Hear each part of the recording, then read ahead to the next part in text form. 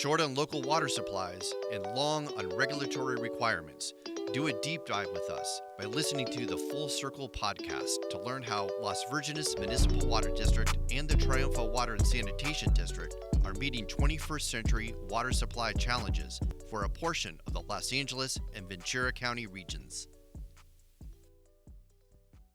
Hello, and welcome to the Full Circle podcast, where we are discussing all things water in the Las Virgenes Conejo region, specifically water reuse, and the Pure Water Project Las Virgenes Triunfo set to bring us a new supply of water, locally sourced, starting in 2028. Today is a very auspicious episode, as we are going to be touching on the topic of AI, artificial intelligence, which I think we can safely say is sort of at the forefront of public consciousness. We've been opened up now to ChatGPT and Bard and these different accessible channels of AI that we are now able to incorporate into our everyday lives. There has been some beliefs and thoughts about AI for decades now. There have been movies. I remember watching that movie with Haley Joel Osment, I think, aptly titled AI. And there's all of these, fantastical visions of what it can and what it can't do, and will it, supersede human control and things like that. And so a lot of people have a lot of opinions about it. There's a lot of knowledge. There's a lot of facts out there. I think that there's a lot of science, obviously, some pseudoscience, maybe not. But we are going to actually be discussing today how we at the JPA have been able to incorporate AI into our operations, not just with the Pure Water Project, but with some of our other treatment operations, specifically our wastewater treatment over at Tapia, and how we are looking at being able to use it for optimization and all kinds of other great things that will eventually benefit our customers. So let's get right into it. I'm super excited today to have our guest, our Director of Facilities and Operations, Jean Zhao, PE. Thank you for coming. We're happy to have you, Jean. Thank you, Riki, and glad to be here. Yeah. So can you give us a little bit of background about your journey in the wonderful world of water and kind of what has kept you here for so long? Thank you, Riki. Being here for 16 years. I started my career right after college as a civil engineer. And where'd you go to school? Cal Poly Pomona. Nice. And we call that the real Cal Poly because you have to get a part-time job. 80% of students has a part-time job. The real, does that insinuate that there's a fake Cal Poly somewhere? Are we dissing Cal Slow right now? Cal Slow, if you go to the Central Coast, they would add it. That's the real Cal Poly. Oh. Because more academic than hands-on experience at Cal Poly Pomona. Oh, I see. But for the Pomona alumni, we always say, that's the real Cal Poly. Gotcha. Shout out to Cal Poly. I'm from the IE. I'm from Ranch Cucamonga, so Cal Poly is a local university out there. Shout out to Cal Poly Pomona. Thank you. I've been in the business for about 32 years. Been with Las Virgenes for 16 years. Love every minute of it. Nice. I think we can all say the same. We love it here at Las Virgenes and the JPA, including. Yeah. So what kind of draws you into the engineering aspects of water? Can you talk about that a little bit? Yeah, it's you kind of I picked civil engineering because my dad was a civil engineer. There you go. That's what I was looking for. Yeah, and he'll take me to the construction sites, and lo and behold, I figured out. You mean you don't have to stay in the office 100% of the time and still be able to make a living? Right. So that's drawn me into civil engineering. Okay. And I started out with county sanitation districts, which they operate water treatment plant and landfills. Okay. Did a lot of field work, field monitoring, groundwater quality monitoring. Then I moved to city of Santa Maria, and as you progressive on the promotional ladder, you get more and more responsibility. So lo and behold, you have all the wastewater treatment, water distribution, in addition to other duties as directed. Yes. As directed. Yeah. Unspecified. That's where Yeah. they get you, right? So is it safe to say, or what type of engineer was your dad? Was it safe to say that you always had a dream of working in water and being a humble public servant? Public servant? No, most of us don't have a dream to work in the field. You kind of fall into it. You Right. learn how to love it. Yes. So my dad was a structure engineer. Okay. So he designed skyscrapers. But one thing I remember what he told me is never be a structure engineer because you're laying down in the middle of the night thinking if everything you did is right, if Oh the my building gosh. doesn't hold up. Right. Or like So, a bridge or yeah. something. Ugh. So he thinks it's too much responsibility. So when I was little, I drove into my don't be a structure engineer. So I'm a general practitioner, jack Okay. of all trades, master of none. Oh, there you go. I love that saying so much. But like specifically the second part, I think you always hear like jack of all trades, like they're just great at everything. But that second part, master of none, gives a lot of context. Like you're into a little bit of everything, not just like super focused on one thing, right? Yeah, use the example of water, right? Mm-hmm. You talk about water and AI.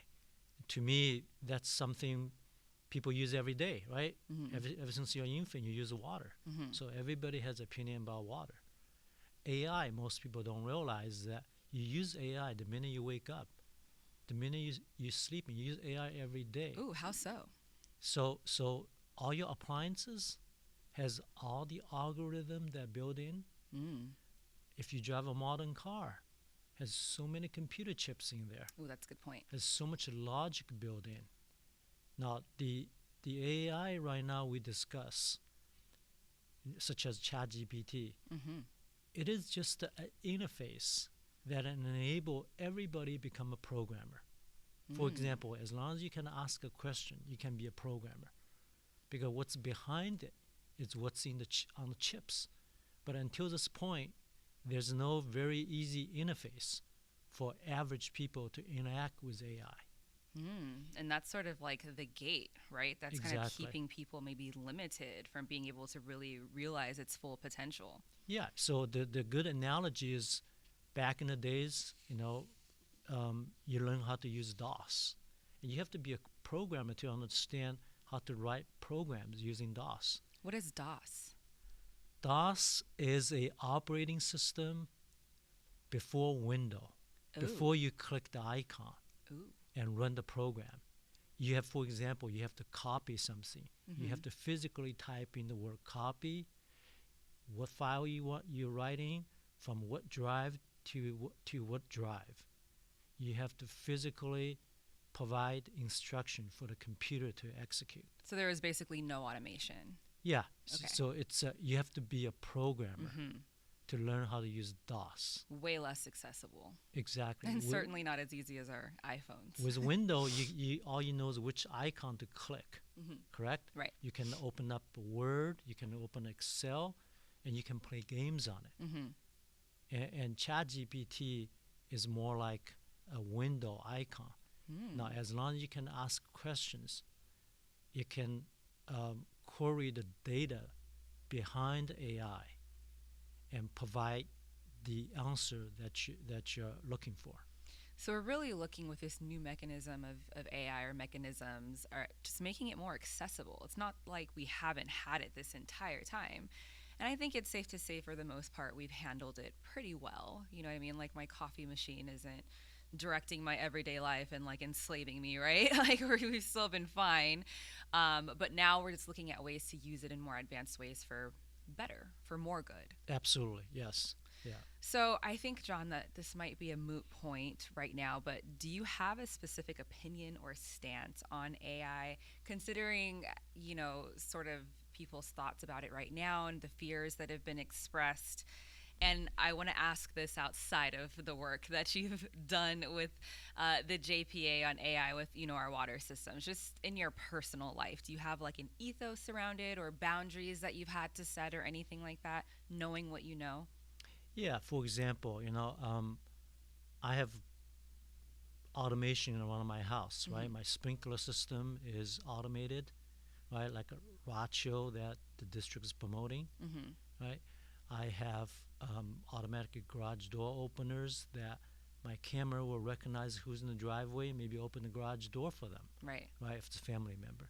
Wow. So those are That's part really of the cool. AI, right? However, you're not rolling 100%, right? In the back of your head, you always said, what if? Right. Right? What if it doesn't work 100% of the time? Right. What if? Yeah. So a lot of the program algorithm we call fail-safe built-in, right? And to address the what if scenarios, right? Same with when we treat your water, deliver the water, make sure it meets the health and safety standards for consumption, right? We have what if scenario. Sure. Double 3 times. So contingencies, basically. Exactly. Okay. Yeah. If something were to go wrong. So it is okay to question it.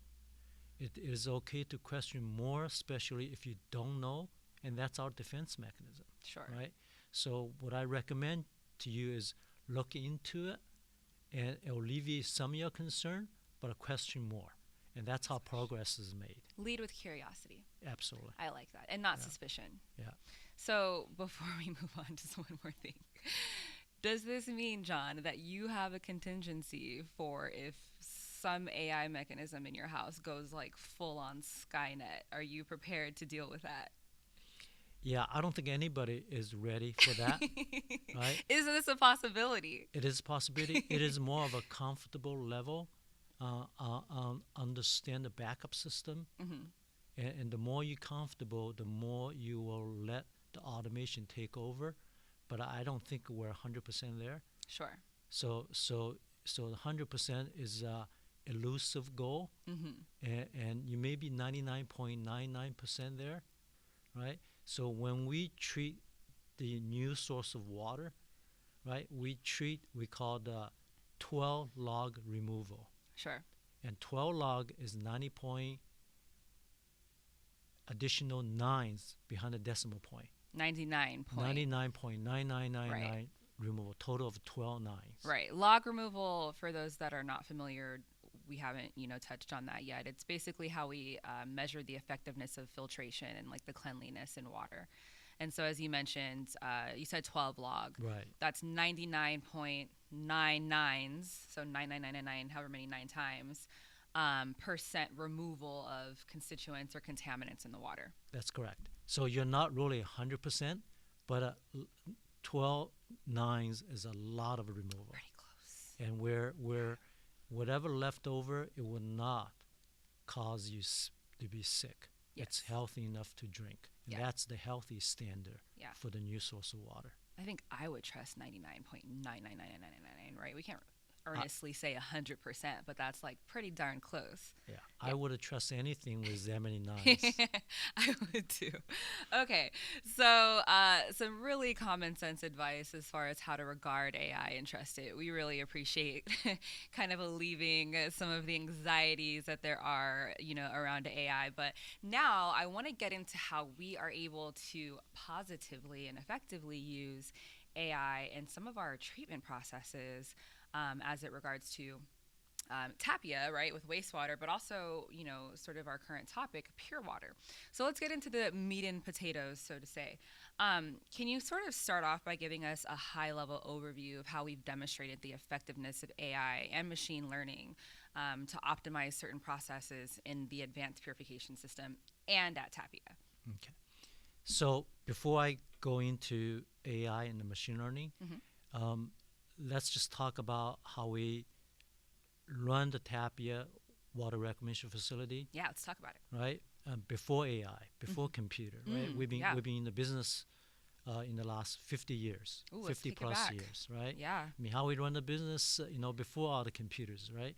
So in the wastewater treatment business, we have no control to amount of water flow when they're going to come to us, right? Right. Because people wash their, go to the toilet or wash their hands 24/7. Yeah. So we literally provide service to the ratepayers at 24 hours a day, 7 days a week, 365 days a year, right? However, we have technologies over the years where we're enabled to staff only work 9 hours a day. right? 7 days a week. So that's a huge progress. When we first started, you literally have to staff 3 shifts because you have to provide that service and meet all the regulatory requirements. Now we've progressed into only 1 shift. So that's a great cost savings and also efficiency. And part of that is because we've been able to automate those processes. Exactly. Correct? Even without AI, right? We have sensors, we have flow meters, we have computers that SCADA. it's called SCADA, right? Supervisory control and a data acquisition, meaning our operator can look up on their computer at home, know the status of the treatment plant and where the bottleneck is, where they need attention, where the alarm is, where the high flow is. So they know all of that. So that enable each of the operators work more efficiently, right? So as a result of that, we only staff, like I said, 9 hours a day, right? 7 days a week instead of 3 shifts, 24/7. Right. But we're still providing the service to our residents at a 24/7, 365 days. Yeah. So we got limited staffing resources. You know what I mean? We can't have staff on 100% of the time on site. Yeah. But we can still be on or on call, like we like to call it, because of that automation. Exactly. Yeah.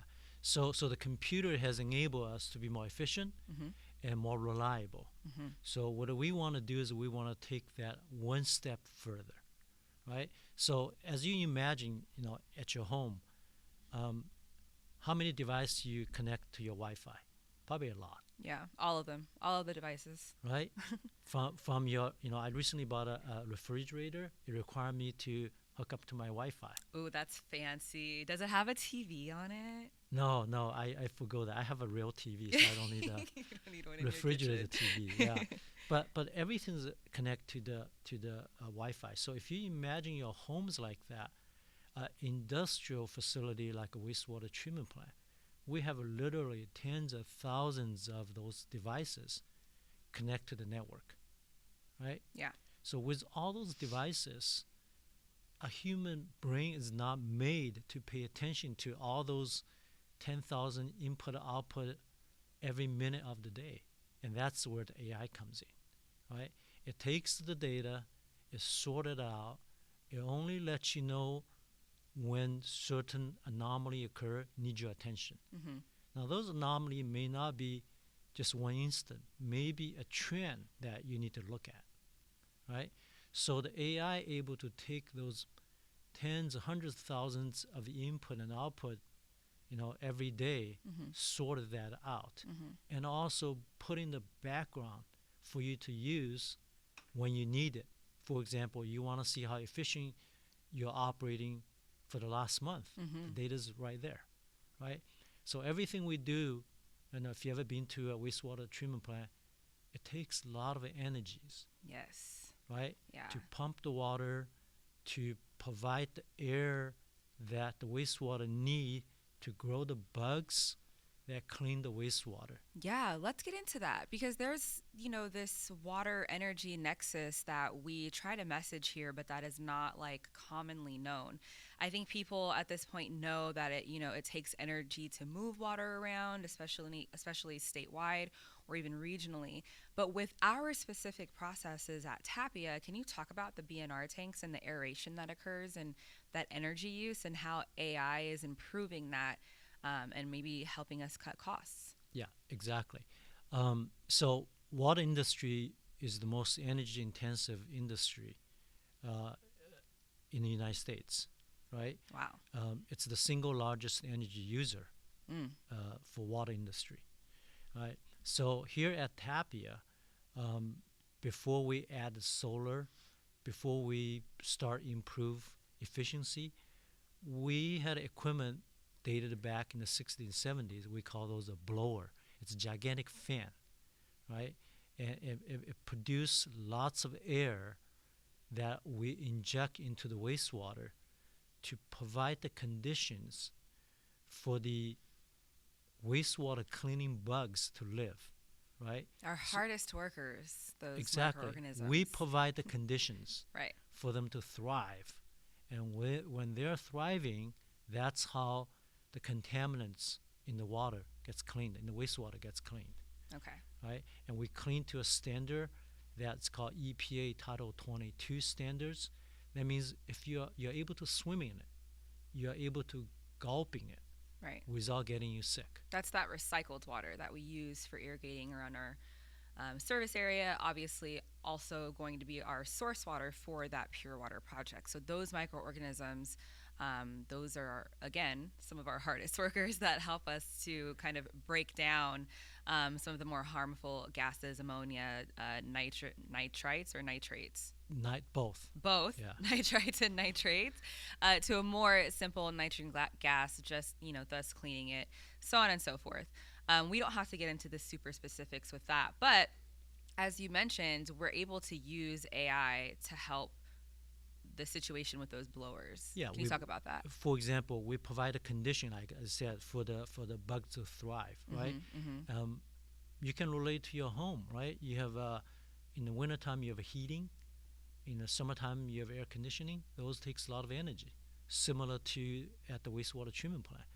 Pumping water, pumping air in large quantity takes a lot of energy. Mm-hmm. So what we have been doing is we are retiring some of the decades-old non-efficient equipment. We're replacing with modern computer-controlled, AI-controlled equipment to be able to run more efficiently. Right. Right. So as a result, we almost cut 50% of energy use at Tapia Water Reclamation Facility. Wow. We means the operators, operate manually to the best they can based on, tens of hundreds of thousands of dollars input output data, right? So we were thinking maybe we can do better, right? Can we deploy AI to see how much energy we can further reduce? Right. So we did that about a year ago, 9 months to a year ago. Mm-hmm. We partnered with half a dozen companies. We partnered with a company called IOSite from Israel, which provide a platform to gather data from different manufacturers. I talk about all the sensors, right, from lots of manufacturers. So they have a platform that easily gathers those data, right? We also obtain fundings from Metropolitan Water District of Southern California, provide through the FSA program, right? FSA program, yeah, Future Supply Action funding. We also partner with National Water Research Institute. They provide some funding. And then there's a hardware manufacturer such as Yokogawa from Japan, and also the Japanese Ministry of Economy and Technology provides some funding. So what we did is we deploy AI, but not in the sense where the AI has 100% control, right? We put an operator in between the AI and our treatment facility. So any feedback from the AI has to be manually input into our automation system to run the wastewater treatment plant. So the AI takes those hundreds of thousands of data that's generated and get into algorithm, and then output recommend what you should adjust. Then during the test, our operator manually adjusts the processes to be more optimum. So we did that for a week, and the results is that, I think our operator is the best in the industry, but however we are able to squeeze additional 10% energy savings based on the output from AI, and we're also able to improve the water quality by additional 8%. Wow. Now, I would rate our operator A before AI, right? They get an A grade, right? Because they literally achieved 90% of the most optimum energy usage. However, like I said, human brain is not made to understand hundreds of thousands of input and output a day. Right, processing that over Yeah. minutes or hours, it's just not possible. Exactly. Unless you have AI. Unless you have AI. So AI would be able to really get 100% of your energy savings, right? So we were able to get an additional 10% energy savings, reduce energy by additional 10%, while improve the water quality by additional 8%. So that's a great success Yeah. at a wastewater treatment plant, right? Mm-hmm. So coming back to our pure water demonstration project, we deployed AI to see if, so first, before I get into it, we'll talk a little bit about how our pure water demonstration project is built, right? Mm-hmm. It uses membrane technologies, physical barriers to achieve, we call the log removal, right? Mm-hmm. 12 log virus removal, so it used physical membranes. So getting into this AI experiment, we were thinking, we're going to have a huge amount of input-output data, just like from our SCADA system, the automation system. Let's see if the AI can be a virtual barrier using the data that our physical barrier has processed. Right. Can AI be the best operator that we don't have to pay to stand guard to safeguard the water quality? Right. Right. So, but without actually taking away any jobs from our human operators, right? And we can get to that a little bit later, but we're really developing this technology to use in conjunction with our human operators and to help them do their job better. absolutely. So the main human, our operators are certified, and they're certified by the state to run the wastewater treatment, to run the water treatment, right? So they have to pass certain tests. So what the AI does is put in the data in front of them, so our operator will make a decision on how to fine-tuning the treatment process. And you not only you save energy, but you have a better product, right? You're able to catch up things much earlier before the alarm sounds, Right. right? So that's what AI is for us, right? Mm-hmm. So we applied AI for the pure water demonstration project.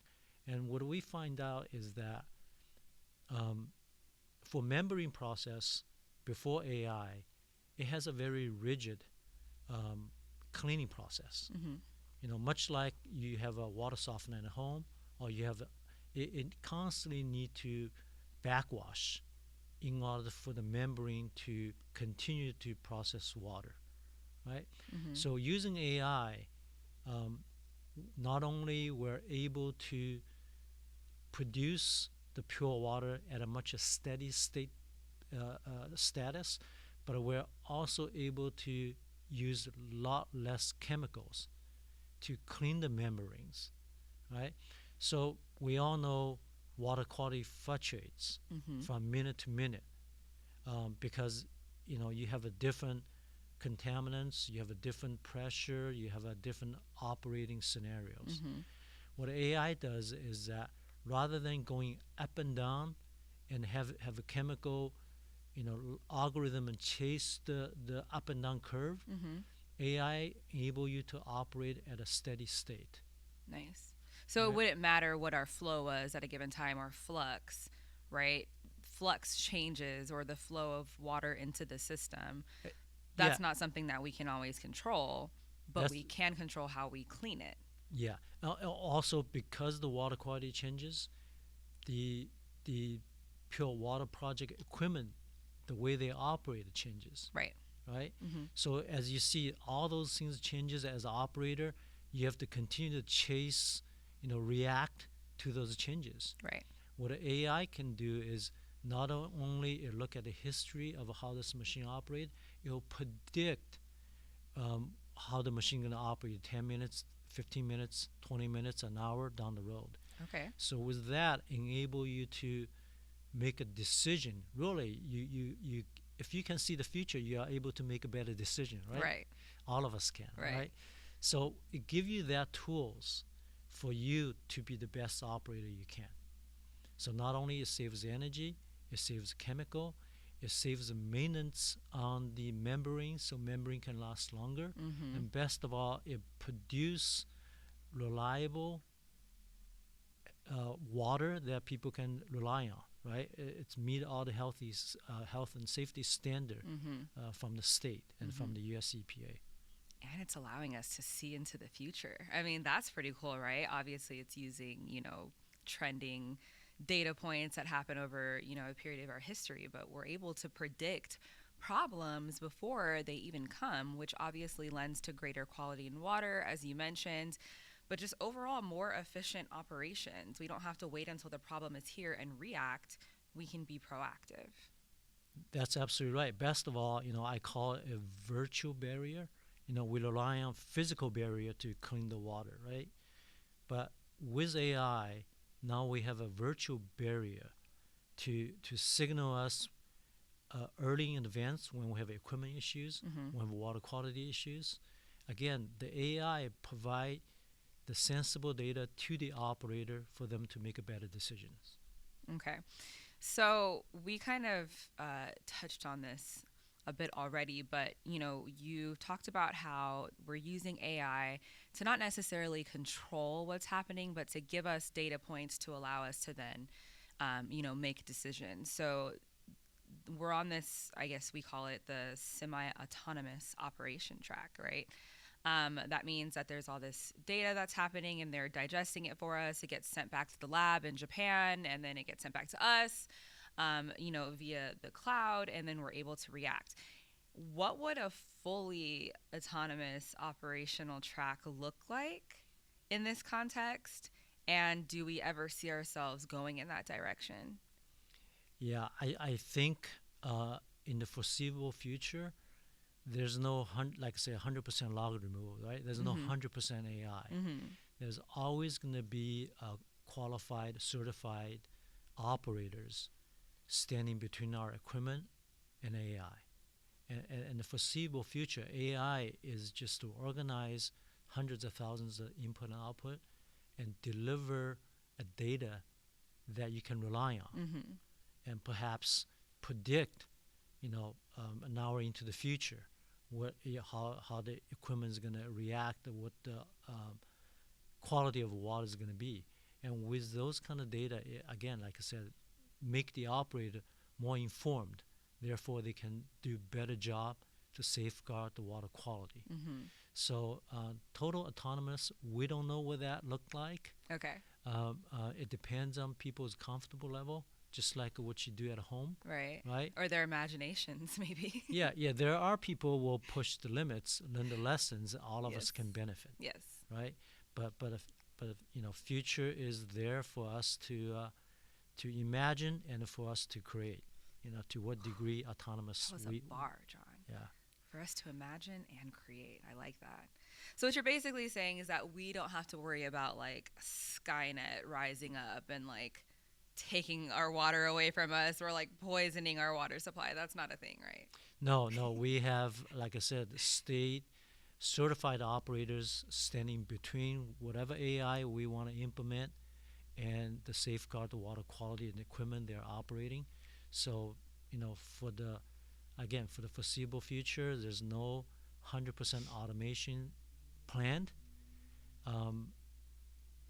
For example, I use the example of why the regulators provide 12 log removal.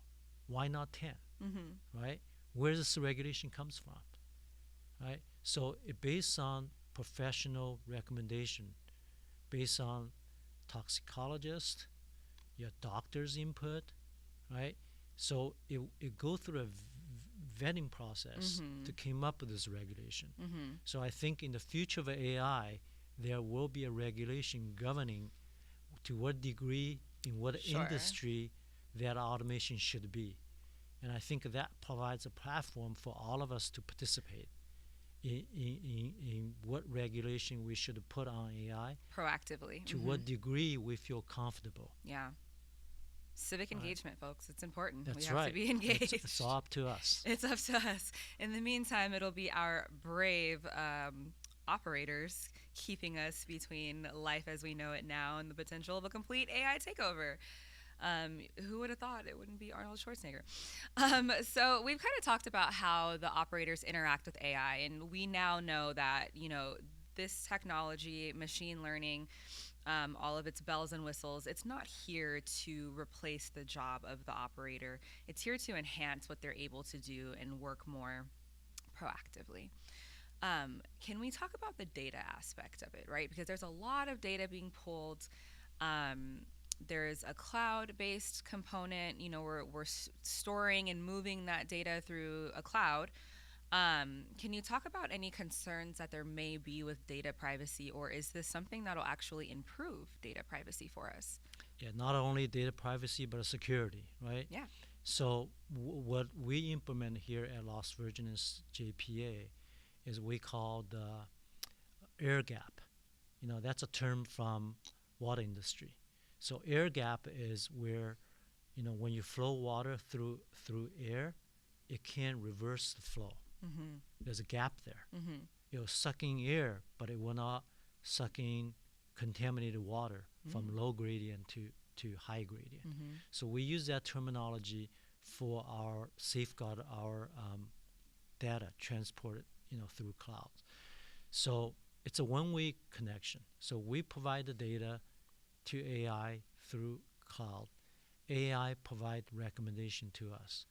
But that recommendation doesn't directly go to our SCADA system, go to the computer, Right. to activate whatever instruction.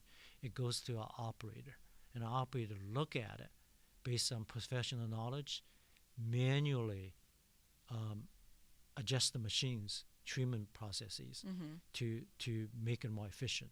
So in this case, even if the data is breached, even if the recommendation may not be optimum, you have a certified operator standing between.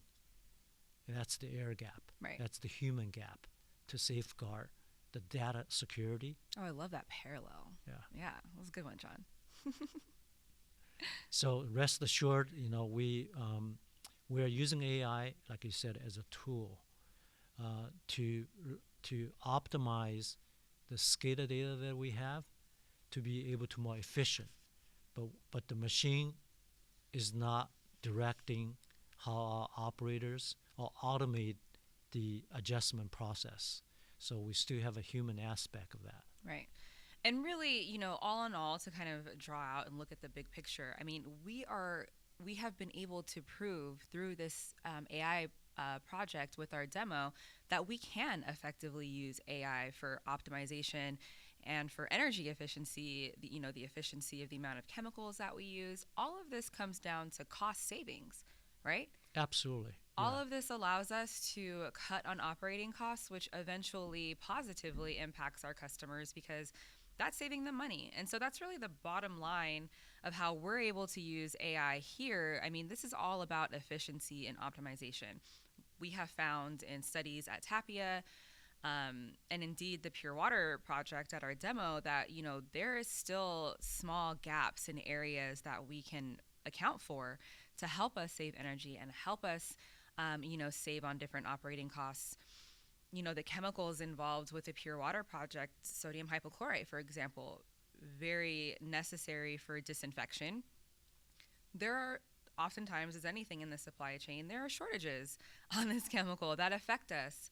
And we cannot afford, on behalf of our public and their health, to not have the materials that we need to make sure and guarantee that reliability. And so anytime we can cut back on the use to help us save it, we improve on that and thus improve upon our reliability. And so, again, we like to use our imaginations when it comes to AI and what it might do and what it can't do, but we have proven that it is effective and that it's worth investing in to supplement and enhance what we're able to do with the Pure Water project. And as you mentioned, optimizing energy efficiency and water quality. Those are our biggest takeaways. Absolutely. So we're doing this, like you said, efficiency, but we're not sacrificing reliability Right. and the quality that the service we provide. So that's very important, right? So AI make us more reliable, better quality, while saving energy. Yes, more efficient. Efficiency always. So, John, you have given us some very common sense context and information about AI. I mean, just, how you mentioned we use AI at home all the time. I mean, I have an iPhone, sitting on my lap right now, and I don't think about how, that's AI, let alone, my Keurig or, my oven or my parents' fancy refrigerator. So, that's very helpful. We really appreciate you coming on. But before you leave, I wanted to do a fun little segment with you. Shout out to our interns, Ali and Alaya, who came up with this next segment that we are going to do with our guest, John, called Two Truths and a Lie. Are you familiar with this game, John? No. Good. Perfect. Okay, so I'm going to give you 3 statements that I did not provide beforehand, so he didn't have time to prep. I'm not going to make them too hard because this is our first time doing it, and you've been such an amazing guest. I don't want to throw you any curveballs or put you too much on the spot. But 2 of these statements are going to be truths, and 1 is going to be a lie. And you have to tell me which one is the lie. Okay. All right, so statement number 1, in water, we can use AI to see into the future. You don't say it yet. Statement 2, AI may be used to create a brand new source of water. And statement 3, the implementation of AI could save ratepayers money in the future. So which one is false, correct? Which one is false? So statement number 1 is false. Why is that? Because you can't use AI to see future in water. Is that what the question is? Yes, yeah. Yeah. But you can, using AI as part of the tool to create a new source of water. That is correct. Right? Good job, John. Thank you. Thank you. That wraps up our segment, 2 Truths and a Lie. And that wraps up our episode. John, again, I want to thank you again for joining us. You gave some great information. Thank you for your willingness to chat all things pure water. And in our next episode, we are going to be getting into the specifics of CECs, or Constituents of Emerging Concern. We'll see you again soon. Thanks, guys. Thank you for listening to this episode of the Full Circle Podcast. Make sure to follow us on Twitter at LVMWD, on Instagram at Las Virgenes_MWD, and on Facebook at LVMWD. Find our Full Circle Podcast on your favorite streaming service, or go to ourpureh2o.com and smash on the Full Circle Podcast link for all other episodes.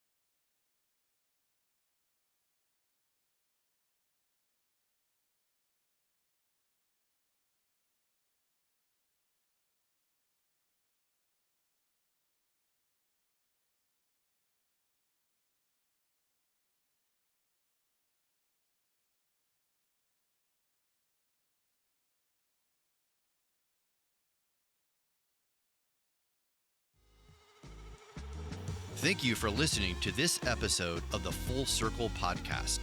Make sure to follow us on Twitter at LVMWD, on Instagram at Las Virgenes_MWD, and on Facebook at LVMWD.